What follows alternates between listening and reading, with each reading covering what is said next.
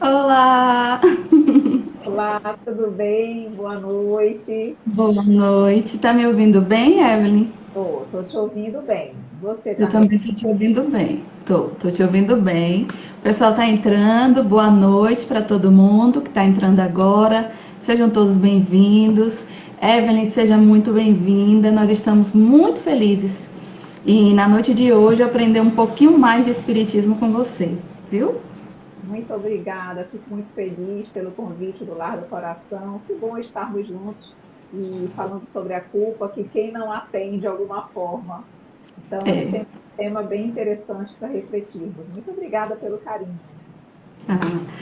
Você é uma pessoa muito dedicada ao espiritismo. A gente vê é, nos estudos que você faz, em tudo que você faz, em tudo que você propõe fazer na internet, nos livros, que eu vou falar de você neste instante para o pessoal que não te conhece ainda, para te conhecer, porque você é realmente alguém que a gente pode aprender, pode falar que a gente pode aprender de espiritismo de forma séria, né?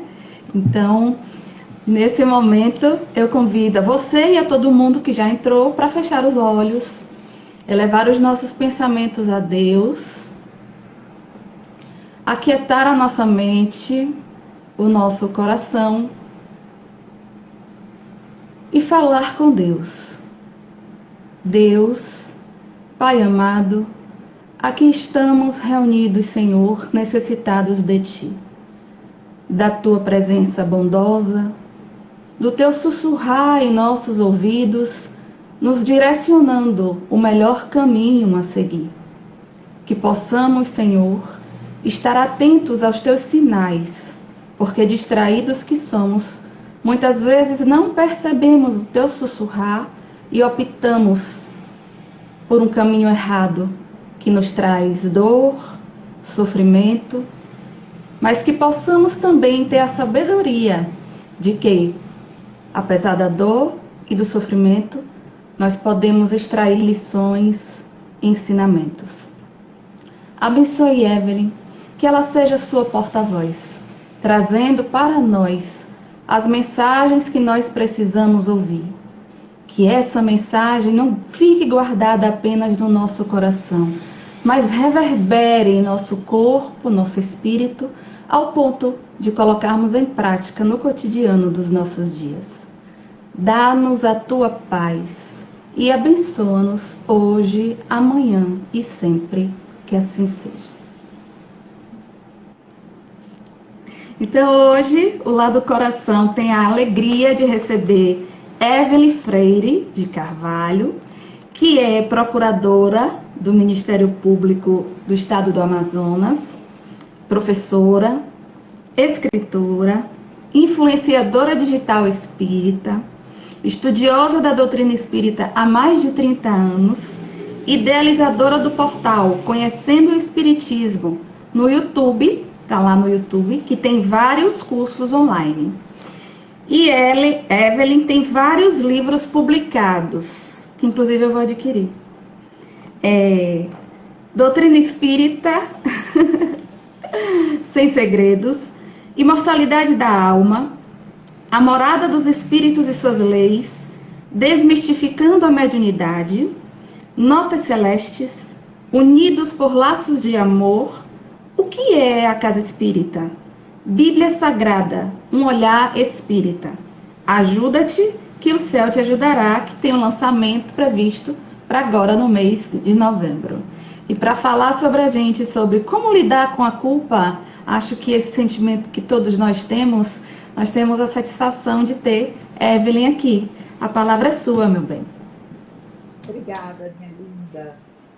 Meus queridos amigos, eu só tenho que agradecer pelo convite mais uma vez que me foi formulado de forma tão carinhosa pelo Lar do Coração. Como é bom estarmos aqui hoje. Boa noite a todos. Falar sobre culpa, como nós estávamos comentando, difícil quem não a tem de alguma forma. Um pouco mais forte, um pouco mais suave, mas a culpa ainda nos acompanha. E precisamos, portanto, refletir sobre isso.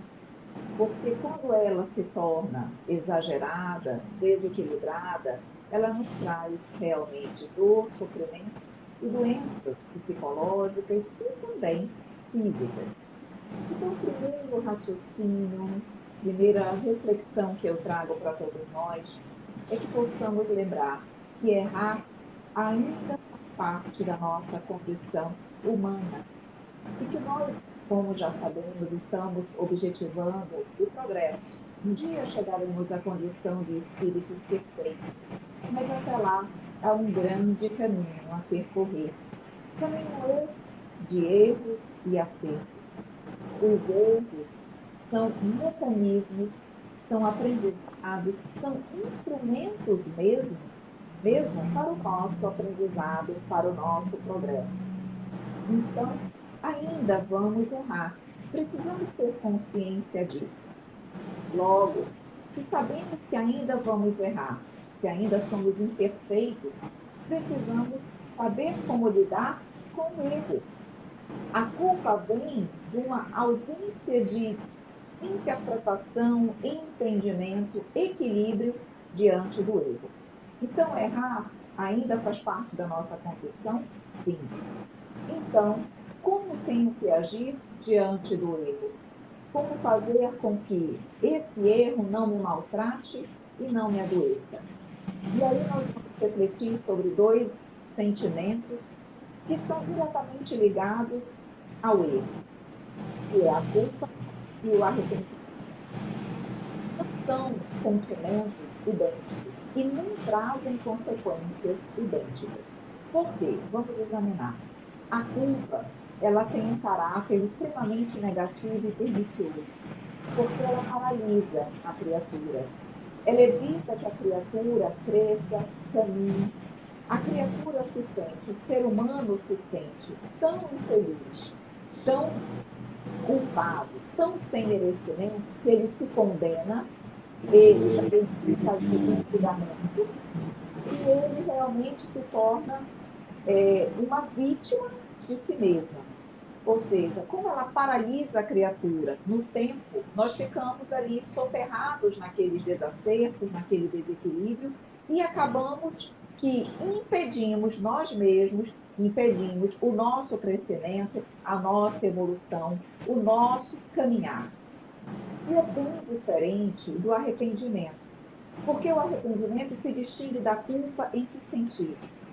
Porque ele faz com que nós tenhamos a seguinte reflexão, façamos a seguinte reflexão. Puxa vida, eu sei que eu poderia ter agido diferente. Eu sei que eu tenho um conhecimento, eu tenho um entendimento para ter agido diferente, embora não tenha feito. Mas esse fato de saber que eu poderia ter feito melhor é bem diferente da culpa, porque a culpa há uma imposição, no sentido de que nós somos obrigados a agir assim, necessariamente, que se não o fazemos, nos condenamos e culpamos. O arrependimento, ele é extremamente positivo, porque quando o ser humano percebe que ele poderia ter agido diferente e não fez, qual é o comportamento que vem na sequência? Puxa, daqui para frente, então, eu vou agir diferente, como eu deveria ter agido, como eu mesma sei que eu poderia ter agido. Me equivoquei, mas vou aprender com este equívoco e não me condenar, como aquele que tem a culpa sente, porque a culpa, vejam, ela paralisa. A gente só se culpa, só se condena e não caminha. O arrependimento, nós compreendemos a nossa condição de imperfeição e caminhamos procurando fazer melhor. E mesmo quando nós nos arrependemos, há um propósito de não errarmos. Mas não significa que nós necessariamente não iremos errar, exatamente pela condição ainda de imperfeição.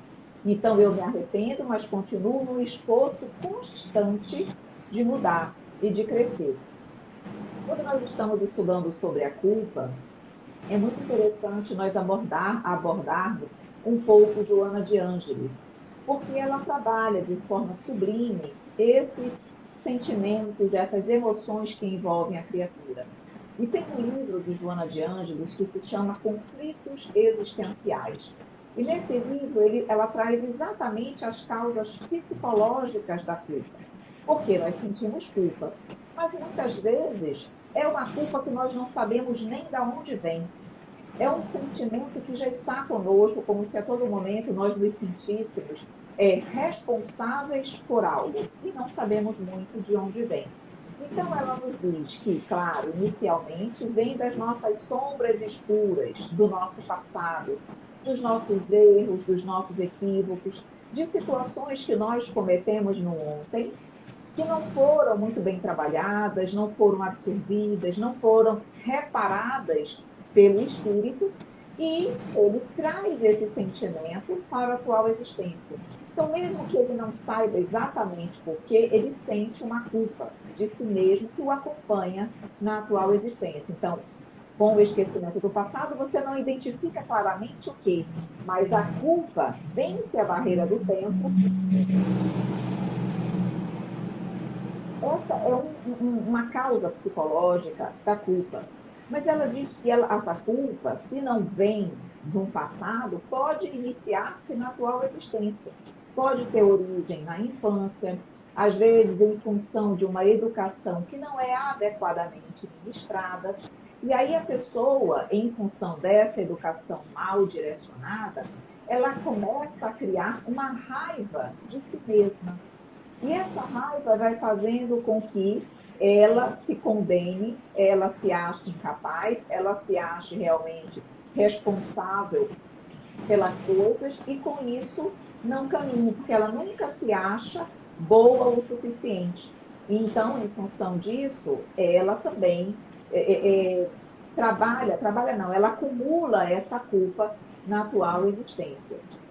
E Joana vem exatamente falando que nós carregamos muitas culpas no decorrer das nossas experiências reencarnatórias, porque já erramos muito. Se ainda erramos na atual existência, muitas pessoas sofreram em função das nossas atitudes desequilibradas.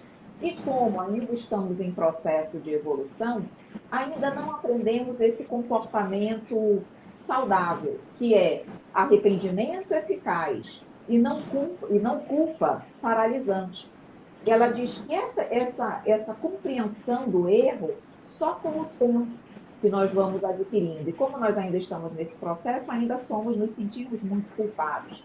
E ela realmente diz que, conquanto o esquecimento esteja presente, ele é parcial. Apaga o fato, mas não apaga o sentimento que nos acompanha. Agora vamos analisar um pouco sobre a culpa em si. A culpa, na verdade, quando a pessoa acha ou entende que deveria necessariamente ter agido diferente, isso ainda decorre do orgulho. Por incrível que pareça, a culpa decorre do orgulho, porque o orgulho é aquele sentimento que nos faz achar que nós somos melhores, que tudo aquilo que fazemos é o certo, que ninguém se compara a nós. Então, o orgulho faz com que eu exija de mim mesma um comportamento perfeito, impecável. E quando esse comportamento não vem, a culpa vem. Veja que a culpa, ela impõe, ela exige um comportamento diferente, por conta do nosso orgulho. Só que adianta ter culpa? Não. A culpa, por mais que ela me acompanhe, não é e não poderemos apagar o que fizemos de errado. Por mais que nós pensemos, eu deveria ter agido assim, eu deveria ter falado assim, eu deveria ter pensado assim, nós não podemos mais voltar no ontem para refazer. Então, manter o nosso pensamento absorvido naquela culpa não é salutar, porque nos paralisa, nós ficamos vivendo o ontem, vivendo algo que nós não temos mais como mudar, deixamos de viver o agora, de plantar o agora e, consequentemente, de vivenciar o nosso amanhã. Então, a criatura, ela paralisa no tempo, ela fica estagnada e ela realmente não cresce. Então, precisamos entender que a culpa, quando ela vem revertida de arrependimento, é diferente. Não é que eu não deva pensar e refletir sobre aquilo que nós fizemos de errado. Claro que sim.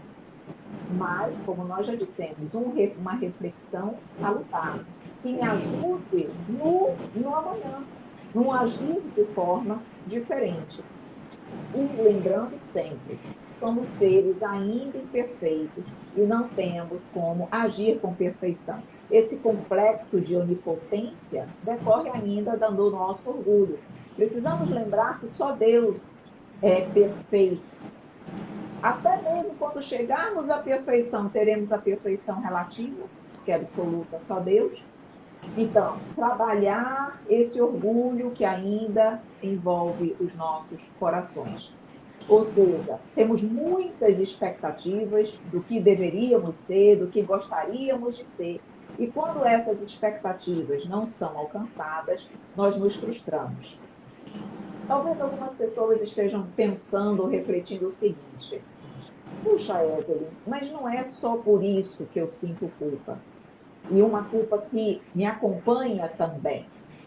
Por exemplo, nós temos tanto conhecimento da doutrina espírita, nós estudamos tanto, nós já sabemos como deveríamos agir, já sabemos qual é o melhor caminho. Por que ainda não conseguimos agir como gostaríamos? Por que ainda não conseguimos ser quem nós gostaríamos? E aí, mais uma vez, vem a resposta. Porque o progresso é gradual. A natureza não dá salto. Primeiro, como diz o Evangelho segundo o Espiritismo, vem a intelectualidade. Com a intelectualidade, quase sempre o orgulho vem junto, porque vamos nos achando muito bons em função da inteligência que vamos adquirindo. E só depois que vamos buscando no mundo a satisfação para os nossos anseios e não encontrando, é que o homem vai adquirindo o entendimento de que precisa da moral, que precisa se espiritualizar, que precisa crescer moralmente para adquirir a felicidade. Então, ter esse entendimento, esse olhar caridoso para conosco, exigir menos. E esse exigir menos não é ser conivente, não é eu errar hoje e dizer, eu erro, mas eu ainda sou imperfeito. Tudo bem, no amanhã eu me tornarei melhor. Ok, mas isso não significa que eu não vou ou não deva me esforçar todos os dias um pouquinho para ser melhor. Não é uma caridade complacente com o erro, mas é uma caridade que entende e compreende as limitações de todos nós, mas que busca, que se esforça melhorar sempre. E Joana de Ângeles, quando ela vai falar, que ela fala sobre a culpa, traz os aspectos psicológicos, ela nos traz também, segundo a sua visão, o antídoto para a culpa. Ela diz que esse antídoto é exatamente o perdão. O perdão para si mesmo, o perdão para o outro e também o perdão de Deus, no sentido de aceitarmos o perdão divino. Por quê? Muitas vezes nós, em função dessa culpa, nos sentimos a pior criatura do mundo e não nos sentimos merecedores de nada. Não nos sentimos merecedores da família que temos, muitas vezes dos recursos financeiros que temos, da felicidade dos filhos, enfim, da vida que nós temos, em função dessa culpa. Então ela diz, precisamos realmente do perdão. Esse perdão é exatamente o remédio eficaz que vai fazer com que nós consigamos, pouco a pouco, nos livrar da culpa. E, como nós sabemos, nós precisamos ter paz de espírito para que nós possamos trabalhar a nossa evolução. E culpa e paz são sentimentos que se conflitam, são sentimentos contraditórios. Eu preciso, portanto, ter coragem de pedir perdão a Deus, preciso ter coragem de perdoar o meu próximo, preciso ter coragem de perdoar a mim mesma. Todos esses processos de perdão são remédios libertadores da culpa e fazem com que o ser humano possa adquirir, então, a paz que necessita para caminhar, a paz que necessita para evoluir. Então, vejam, o perdão é realmente, nós muitas vezes nem pensamos que talvez fosse o perdão, mas é, porque de fato a culpa é aquela pessoa que se pune e se culpa. Quando eu me perdoo, que eu compreendo a minha condição ainda de espírito imperfeito, tudo fica mais suave, tudo fica mais leve. Tem um livro o livro se chama Um Modo de Entender uma Nova Forma de Viver, do Espírito Hamed, psicografia de Francisco do Espírito Santo Neto. Tem um dos textos dessa obra se chama As Duas Faces da Culpa. E é muito interessante esse item, porque vem falar exatamente dessa culpa que paralisa e desse arrependimento que liberta. E nesse texto traz duas passagens evangélicas e dois comportamentos diferentes diante do erro, para nos trazer exatamente a forma correta de lidar com o erro. Então, quais são os dois exemplos que o Espírito Hamed traz? Ele traz exatamente o exemplo de Simão Pedro e de Judas. Por quê? Eles, de alguma forma, traíram Jesus. Simão Pedro, por 3 vezes, negou o mestre. E Jesus disse que ele o negaria. E ele disse, não, mestre, eu não irei te negar. E por 3 vezes ele negou. E, como nós sabemos, Judas entregou Jesus ao Sinédrio. Ambos erraram. Ambos erraram para com o mestre. Conviveram 3 anos com Jesus, convivendo com o maior espírito que encarnou na Terra, teve todo um exemplo do mestre e falharam com o mestre. Mas como eles agiram? Poderiam ter agido de formas iguais, mas não agiram. Vamos analisar como agiu Judas? Todos nós sabemos que Judas se sentiu tão culpado que se condenou e se suicidou. Buscou no suicídio uma forma de aplacar o seu erro. E isso significa o quê? A culpa que paralisa, a culpa que condena, a culpa que não deixa a pessoa se libertar e evoluir. Mas como Simão Pedro agiu? Simão Pedro também negou o mestre, traiu o mestre de alguma forma.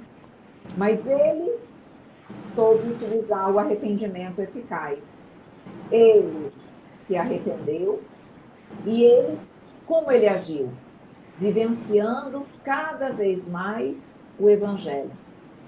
Procurando amar para apagar os erros cometidos. Como nos disse Jesus, o amor cobre a multidão de pecados. Ele arrependeu-se e verdadeiramente, e a partir daí ele agiu de uma forma completamente diferente. Agiu com amor, agiu com lucidez, agiu com arrependimento sincero, e ele foi, pouco a pouco, reparando o seu erro. Então vejam que ambos erraram e tiveram posturas diferentes. E além, o livro nos traz esses 2 exemplos, mas eu ainda trago um terceiro exemplo também do Evangelho, que eu gosto muito, que é Paulo de Tarso. Paulo, antes de ser Paulo, era Saulo de Tarso, perseguiu os cristãos, foi responsável pela morte de Estevão, o primeiro mártir do cristianismo. E como ele agiu depois que ele viu e ouviu Jesus na estrada de Damasco? Quando Jesus disse, que queres? Quando Jesus, por que me persegues? E aí foi quando ele disse, Senhor, o que queres que eu faça? E a partir daí, ele tomou consciência dos seus equívocos. E quantos equívocos Saulo cometeu? Mas ele se condenou pela culpa, se martirizou pela culpa, paralisou-se pela culpa, suicidou-se? Não. Ele, a partir dali, começou a pregar o Evangelho e se tornou um dos maiores apóstolos e divulgadores do cristianismo. Ou seja, ele se agigantou naquela mesma reencarnação que ele falhou. E assim como Saulo, assim como Simão Pedro, nós devemos agir. Todos nós podemos fazer diferente. O erro cometido vai fazer sempre parte da nossa história. Mas tudo bem. Os grandes seres angélicos, os espíritos puros, nunca erraram? Com certeza. Pode ser que alguns não tenham errado, tenham sempre escolhido o caminho do bem. Mas muitos, com certeza, erraram. E têm também na sua história de vida erros atrozes. Para que nós, esses mesmos espíritos que hoje são espíritos superiores, já passaram pela ignorância, pelo erro, assim como nós, e não chegaram lá, nós também vamos chegar. Então, diz assim o livro, eu vou só mencionar essa parte, porque eu acho que é importante para as nossas reflexões. Diz assim: Pedro teve percepção de sua imaturidade e se arrependeu profundamente. Aceitou a condição de criatura em fase de crescimento espiritual, que ainda não tinha chegado à plenitude do ser. Quem se arrepende abandona a culpa, pois não mais aprova os velhos comportamentos e atos imaturos. Todavia, não se autocastiga pelo fato de não ser perfeito, nem causa a própria ruína física ou emocional, abandonando-se no mar de lamentação e de pesar. Ou seja, perdoa a si mesmo, como disse Joana de Ângeles. Então percebemos aí tanto a benfeitora Joana quanto o Espírito Hamed falando da importância do perdão para conosco, diante dos nossos erros e dos nossos equívocos. E lembremos, meus queridos amigos, estamos vivendo ainda experiências evolutivas. Estamos aqui para errar e acertar. Tudo bem, faz parte. Entendamos isso. O mais importante não é eu me arrepender. O mais importante é eu saber que, muito provavelmente, eu ainda vou cair. Por mais que eu me esforce, provavelmente eu ainda vou cair. Só que o espaço de tempo entre as quedas vai se tornando maior, até que eu não mais caia, até que eu não mais erre. E que nós possamos não nos ater na queda, mas que nós possamos nos fixar no tempo em que eu consegui estar sem errar, no tempo que eu fui mais amorosa, no tempo que eu fui mais amigável, no tempo que eu não feri, no tempo que eu não traí, no tempo que eu não magoei. Nesses espaços de tempo onde eu agi como eu deveria agir, isso é sinal de progresso, isso é sinal de evolução.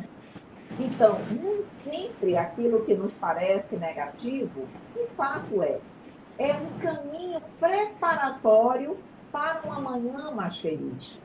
Quando nós erramos, que nós paramos e refletimos e nos conscientizamos daquele erro, aquilo ali é um instrumento de Deus também, que ele nos proporciona, não que ele impõe a dor e o erro, mas ele permite, para que nós possamos, no amanhã, querer fazer diferente. Muitas vezes, um erro nos fere tanto, nos dói tanto, que nasce em nós uma disposição íntima de mudar tamanha. Como quem diz, não, eu vou ser uma pessoa diferente. Ou seja, um erro muito grande também causa um despertar e uma transformação muito grande nas pessoas. E é nesse momento, quando uma grande situação acontece em sua vida, que há o verdadeiro despertar. Muitas pessoas cometem pequenos erros e vão seguindo. A consciência chama, mas não traz uma revolução íntima dentro da pessoa. Mas, muitas vezes, um grande erro, uma grande queda, um grande equívoco, faz o que os pequenos não fizeram. E, a partir daquele erro, a pessoa se transforma. Claro que nesse despertar não é tão fácil, não é tão simples, não é agradável. É doloroso? É doloroso. Claro que é. Claro que é doloroso, todos nós, enfrentarmos e reconhecermos as nossas grandes imperfeições, os nossos grandes erros. Claro que é doloroso nós percebermos o quão longe da perfeição nós estamos. Claro que é doloroso nós percebermos que, mesmo tendo conhecimento, nós ainda erramos. Mas esse despertar, ele é essencial para a disposição íntima, para o esforço, para a força de vontade que nós precisamos ter para dizer não a tantas coisas que o mundo nos dá, para tantos chamamentos do mundo e nos mantermos firmes no caminho do bem. Então, essa autoanálise, ela é necessária, que nós possamos ter consciência de que erramos, mas que nós possamos refletir o quanto já melhoramos. Outra coisa que nos ajuda a aliviar a culpa é fazer esse comparativo. Eu gosto muito de dados, ou seja, eu gosto muito de anotar. Eu anoto os meus pontos positivos, eu anoto os meus pontos negativos, e eu vou ali fazendo uma análise reflexiva de como eu era, o que eu já melhorei nesse um ano, nesses 2 anos, o que eu já cresci. Porque nós temos um hábito ainda não muito saudável de vermos só os nossos defeitos. Nós nos concentramos nas nossas falhas, principalmente porque também somos espíritas e sabemos a postura do homem de bem e ainda não somos, e nós nos condenamos muito. E nós precisamos olhar também para as nossas conquistas, para aquilo que nós já caminhamos. Isso ajuda muito a lidar com a culpa. Porque quando eu comparo e eu vejo, puxa, eu ainda erro nesse aspecto, mas eu já melhorei aqui, eu já melhorei acolá, eu já sou uma pessoa melhor aqui. Então, isso vai trazendo um estímulo para que nós possamos continuar mudando, para que nós possamos realmente continuar trabalhando o nosso interior e nos modificando. Claro que essa mudança de postura, ela exige esforço e ela exige determinação.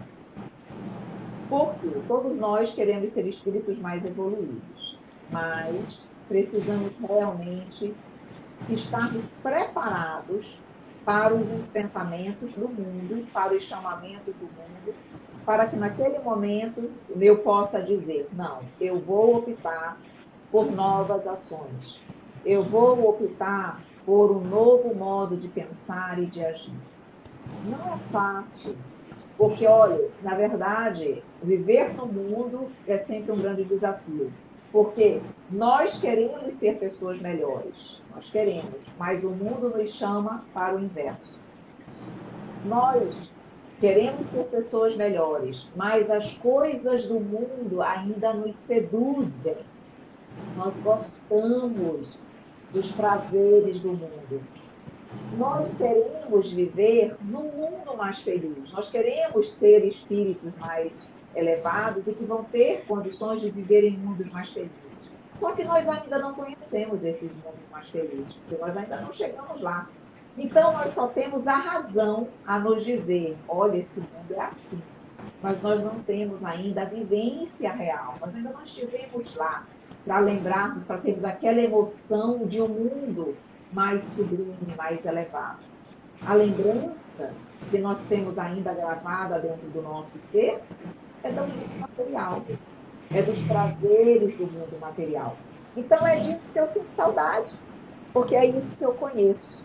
Então vejam que há um conflito entre a emoção daquilo que já viveu, do mundo, com a minha razão e a minha inteligência que me mostra, que me orienta, que me indica algo diferente, mas que eu ainda não vivenciei de fato. Então, percebam que, de fato, essa edificação interior, essa reforma íntima, essa conquista desse equilíbrio é um desafio para a humanidade. Mas o que nós precisamos fazer de uma forma muito prática para que nós possamos trazer como se fosse um roteiro para nós lidarmos com a culpa e para nós lidarmos com aquilo que nós erramos, com os nossos equívocos. Então, primeira coisa, fazer uma análise reflexiva. Ou seja, parar e pensar o que eu tenho ainda de imperfeições, o que eu preciso me trabalhar, o que me incomoda essencialmente quando eu erro, porque nós temos ainda muita coisa para mudar. Mas tem aquelas coisas que são mais gritantes e que nos incomodam, tem as coisas que são prioridade, tem outras que são secundárias. Então, fazer essa análise reflexiva, esse autoconhecimento. Precisamos disso para sairmos da culpa, para sairmos de todo esse processo. Fiz essa análise, anotei o que eu tenho de bom, o que eu tenho de ruim, ok. Depois que eu fizer isso, eu vou estabelecer prioridades. Porque eu não vou conseguir, muito provavelmente, nesta única reencarnação, trabalhar todas as minhas imperfeições, ou vencer todas as minhas imperfeições, certo? Então, eu vou colocar ordem de prioridade, aquelas que são mais fortes e que precisam ser trabalhadas com mais afinco e dedicação na atual existência. Aquilo que eu já vejo em menor quantidade, eu posso deixar para um segundo momento, mas aquilo que grita ainda dentro de mim, aquela grande imperfeição, aquele grande erro, aquela grande falha, eu preciso trabalhar. Então, eu vou estabelecer prioridades. Depois que eu estabelecer prioridades, eu vou estabelecer um plano de ação. Esse plano de ação é um plano de ação que envolve atitudes, mas que envolve tempo também. Porque nós só colocamos, eu quero ser melhor. Tudo bem, mas eu quero ser melhor. O que eu vou fazer todos os dias é o meu plano de ação. O que eu vou fazer, por exemplo, para ser menos impaciente? Quais são as atitudes que eu vou tomar?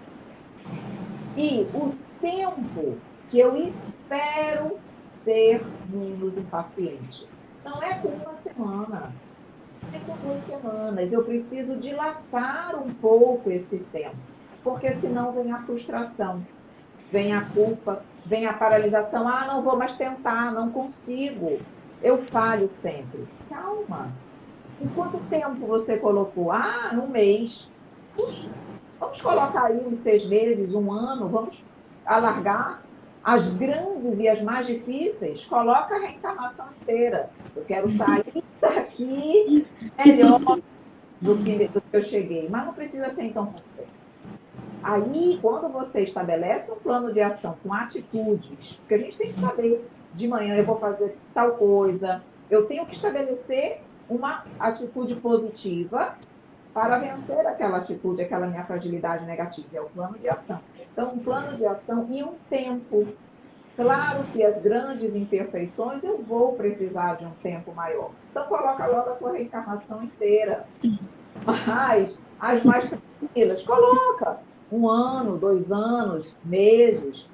Mas cuidado com esse anseio que nós temos. Porque isso, na verdade, é uma grande.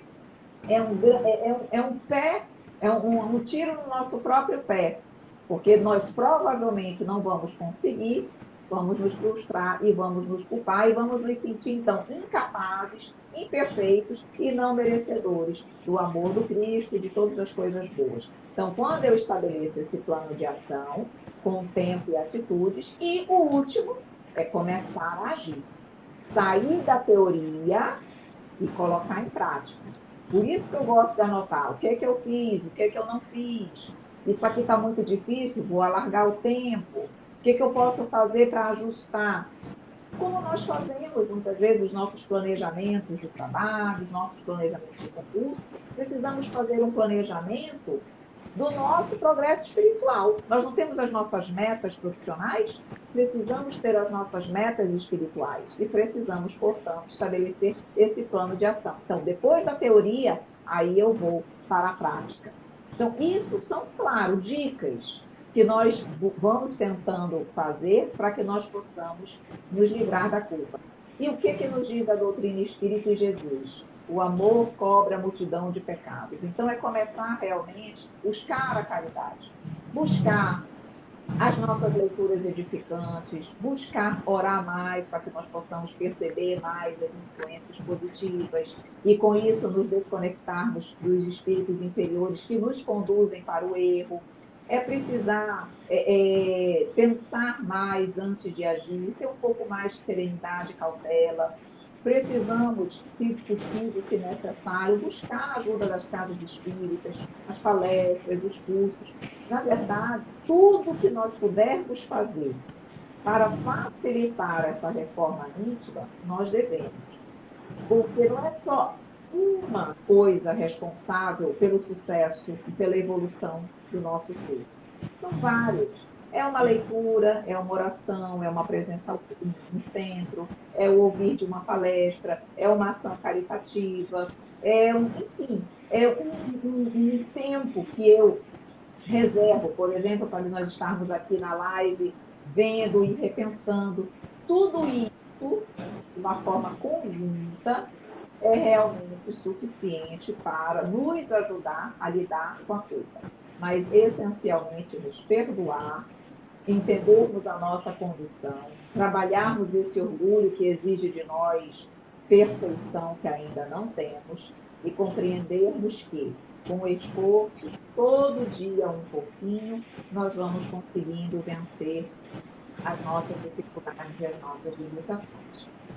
E eu sempre gosto, quando eu vou tratar sobre um assunto, eu sempre gosto de fazer uma poesia. Então, se você me permite, eu vou trazer essa poesia que fala exatamente sobre a culpa. Então, nós fizemos com muito carinho essa poesia para que nós possamos refletir também sobre o tema e meio que já ir para o nosso encerramento também, e também deixar a oportunidade para eventuais questionamentos das pessoas que estão aqui nos acompanhando, tá?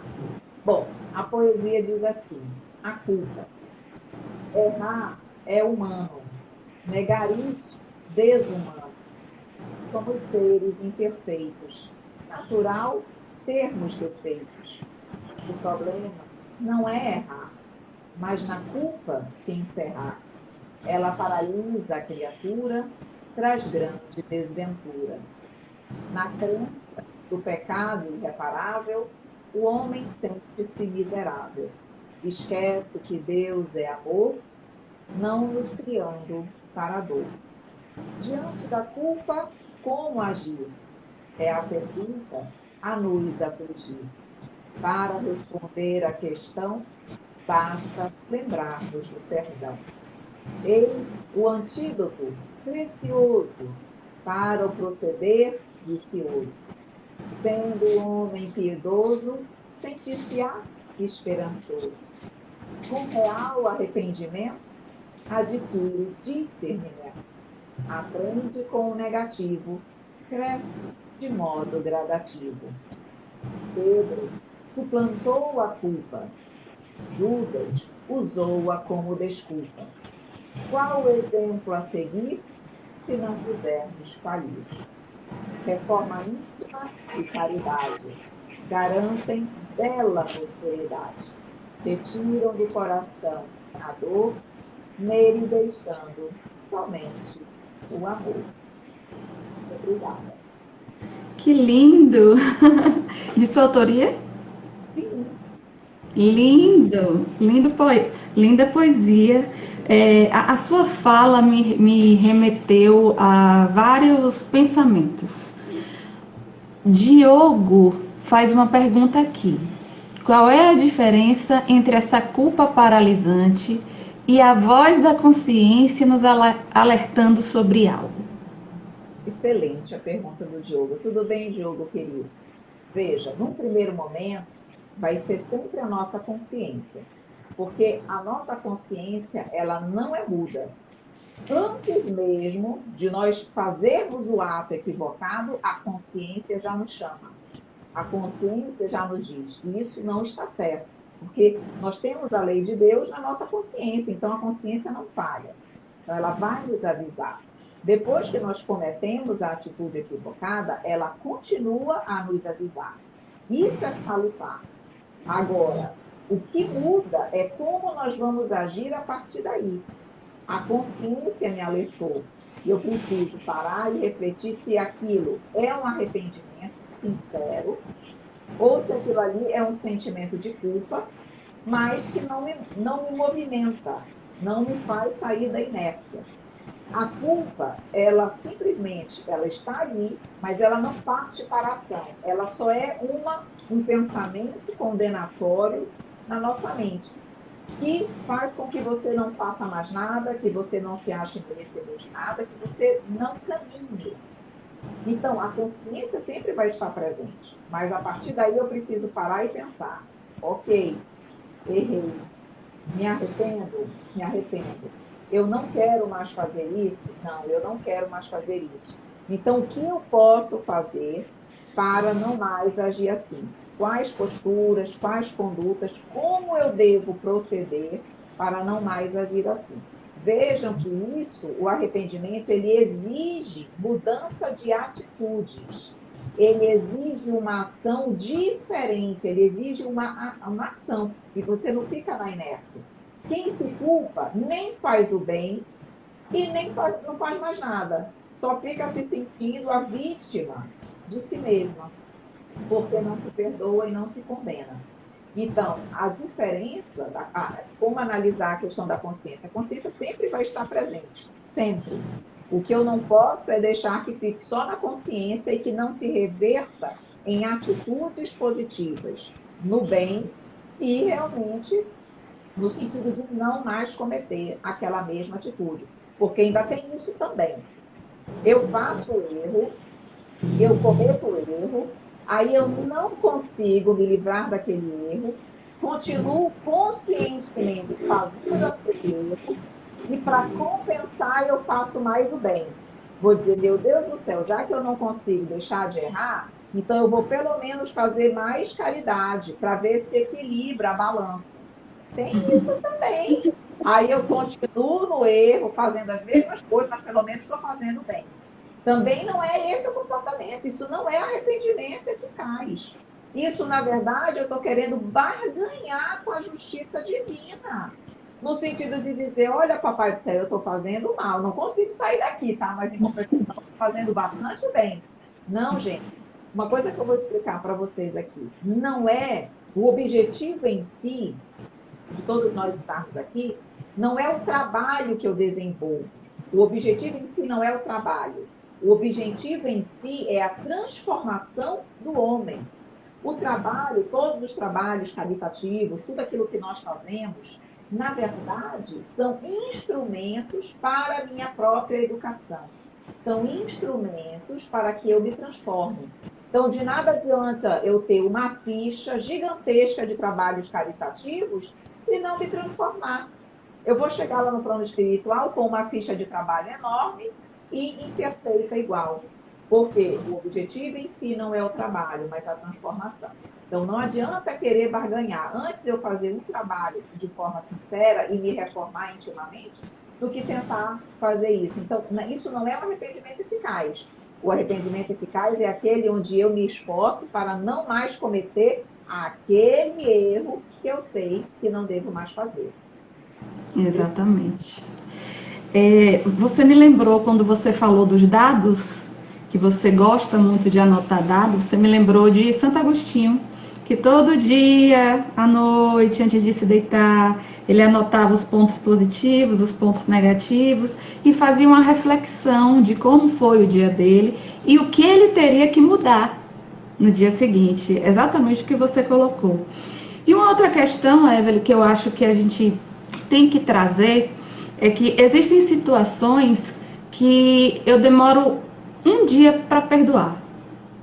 Existem outras que eu demoro um mês, outras um ano.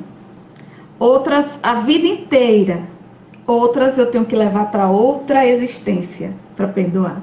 E por essa razão, alguns espíritos, quando reencarnam, por não conseguirem se perdoar, se auto-perdoar, se libertar da culpa, eles solicitam, às vezes, passar por situações que muitas vezes não são necessárias. Mas Deus entende que para ele se auto-perdoar, conseguir o perdão, é necessário que ele passe por determinada situação. Eu vejo um exemplo muito claro disso naquele livro Memórias de um Suicida, quando a gente vê Mário Sobral, que ele vai para o plano espiritual e lá ele não consegue ver as mãos que ele usou para poder assassinar a amante. E ele chega no plano espiritual sem mãos. Veja o tamanho da culpa, o que a culpa faz com ele. E depois de muito tempo, quando ele vai reencarnar, ele solicita que ele reencarne sem as mãos. E a espiritualidade fala que não há necessidade, ele pode reparar de outra forma, porque é preciso deixar claro que lei de talião não é justiça divina. Justiça divina não é na base do chicote, não é na base da punição, não é, é na base do amor. Se dependesse de Deus, todos nós seríamos felizes. Se não somos, é porque nós procuramos o nosso próprio sofrimento. Então, Mário Sobral pede. A espiritualidade diz, não precisa. E ele fala, mas eu preciso me perdoar. E para eu me perdoar, eu tenho que ir sem as mãos. E a espiritualidade permite, porque entende que ele só vai alcançar o caminho de si mesmo, perdoando a si mesmo, se ele passar por essa situação. Quantas pessoas, eu, você, ou quantas pessoas podem estar carregando culpas que quando chega no plano espiritual pode nos levar a fazer, suplicar por passar por situações assim. Por isso que a sua sugestão é muito importante. Analisar, fazer um plano de ação e principalmente colocar em prática. E nada de barganhar com Deus, porque Deus não barganha não. Não é? Exatamente. Excelente a tua colocação, porque de fato nós percebemos muito isso na literatura, né? E que muitas vezes realmente é isso. É o próprio espírito que solicita uma situação específica para que ele possa se sentir bem com a sua própria consciência. Porque Deus nos dá um leque de opções para que nós possamos reparar um determinado equívoco. Nós não precisamos necessariamente passar pela mesma situação que nós fizemos as outras pessoas passarem. Nós podemos realmente ter várias opções, nós temos várias opções de reencarnação, e cada uma delas nós vamos trabalhar as fraquezas que nós precisamos trabalhar. Mas é como você realmente colocou muito bem. O espírito, ele sente que se ele não passar pela mesma situação, ele não se quitou, ele não consegue ficar bem com a sua própria consciência. Tá? Então, isso também Deus entende, é claro, é natural. Então, vejam, se até o espírito que está desencarnado, que tem uma clareza muito maior do que a nossa, porque nós estamos limitados pela matéria, lá as potencialidades de espírito são ainda maiores. E ainda assim, ele pensa dessa forma. Então, vejamos como a culpa é algo ainda natural, é ainda algo muito presente na nossa humanidade, na nossa condição evolutiva. Então, é entender que não somos os únicos, mas principalmente trabalhar isso no sentido de que cada atitude no bem que eu fizer, eu estou apagando um erro cometido. Mas esse erro cometido, eu preciso me esforçar em não mais cometer. Posso até cometer por fragilidade, por fraqueza, mas não de forma consciente e voluntária. É caindo e levantando, como realmente falamos. Nada de barganha, mas de esforço real e sincero. Evelyn, muito obrigada por sua participação. Sua live foi maravilhosa, muito esclarecedora. Eu tenho certeza que tirou muitas dúvidas de muitas pessoas. Você fez algo diferente. Eu costumo dizer que há pessoas que falam e trazem conhecimento para a gente. há pessoas que, além de trazer conhecimento para a gente, nos edificam. E eu acho que você está nesse segundo grupo. Traz o conhecimento e nos edifica também. Que Jesus ele abençoe, que você tenha sempre coragem para continuar no ide, pregai, levando a mensagem libertadora do Evangelho a tantas consciências. Porque, como você bem colocou, as leis de Deus estão na nossa consciência, está aqui, mas a gente esquece. Então, a gente precisa de pessoas, assim como você, para falar, para que a gente possa relembrar delas. Então, nós te agradecemos, eu te agradeço demais, me senti muito edificada por sua fala. Já lhe adianto que depois eu vou entrar em contato para que a gente possa agendar outras lives, que eu acho que uma coisa que a pandemia trouxe de positivo também foi essa questão do virtual. Tomara que não acabe, que além de você poder estar presencial, você também pode estar no virtual, falando assim, o reino de Deus está onde? Está dentro de nós. Então, onde eu estiver, está o reino, aqui, agora. A minha casa é um templo, a sua casa é um templo, e a casa de todas as pessoas também. Então, eu te agradeço imensamente a cada pessoa que ficou conosco até agora, os que entraram, os que saíram. E eu vou pedir a você que faça a nossa oração final, pode ser? Claro, com muita alegria. Vamos. Fechando os nossos olhos, mantendo a sintonia com a espiritualidade amiga, com os nossos irmãos aqui presentes.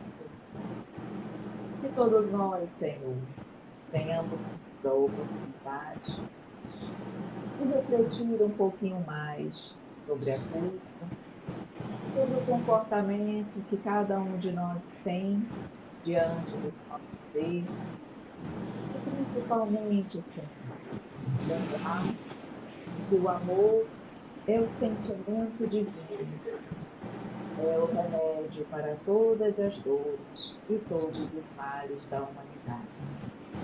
Que nós possamos trabalhar o nosso coração todos os dias para amar o povo. Com certeza, Senhor, quando amar, não mais faremos o mal, nem a nós, nem ao nosso próximo. Porque quem ama, e de é um livro de Deus. E possamos, então, realmente exemplificarmos nas tuas atitudes, na tua vida e nas tuas palavras, que nos momentos difíceis da vida possamos serenar os corações e pedir o teu amparo. Como tu disseste, que uma prece verdadeira e sincera jamais deixa de ser atendida. Cuidando dos enfrentamentos, então, os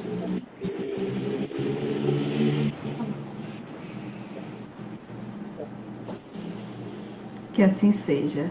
Evelyn, minha querida, um beijo no seu coração, um cheiro, como diz aqui na Bahia, um cheiro para você.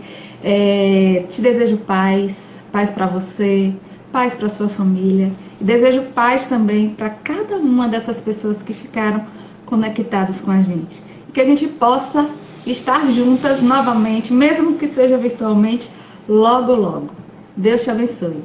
Obrigada, muito obrigada ao Lar do Coração, a todos que aqui estavam presentes, estiveram presentes conosco. Foi uma grande alegria, muito obrigada, uma noite maravilhosa para todos nós. Que assim seja. Tchau.